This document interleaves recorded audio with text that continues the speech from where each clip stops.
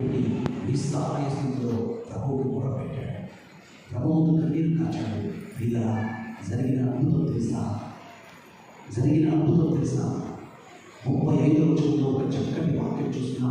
దేవుడు ఏం చేశాడో ఒకసారి చూద్దామా?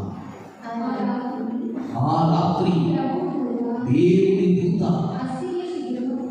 అస్సిరియా శిబిరమునకు పోయి 185,000 మంది గట్టిగా చెప్పడం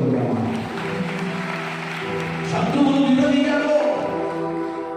శత్రు సైన్యం విర్రవీగుతుంది. మీ దేవుడు మిమ్మల్ని కాపాడలేడు, మీకు ఎవడు కూడా సహాయం చేయలేడు. కానీ రాజు దేవుని నమ్మాడు. దేవుని మందిరానికి వెళ్ళాడని అక్కడిక్కడ వెళ్ళలేదు.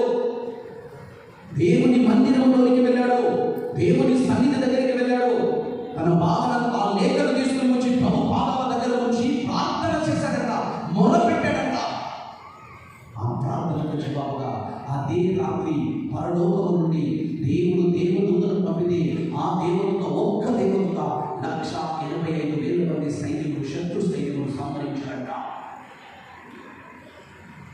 ఈరోజు మీకు శత్రువులు ఉన్నారా? అనేక మంది నేను దూరనాడుతున్నారా? నేను అవమానిస్తున్నారా? మీ పతనాన్ని కోరుకుంటున్నారా? మీ వినాశనాన్ని కోరుకుంటున్నారా? వీళ్ళరా నీవు రావాల్సిన స్థలం దేవుని మందిరం, దేవుని సన్నిధి.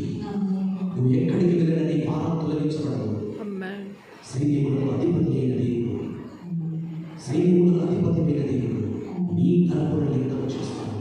నీ తరపున నిలబడతాడని ఎవరు కూడా నీకు హాని చేయలేదు.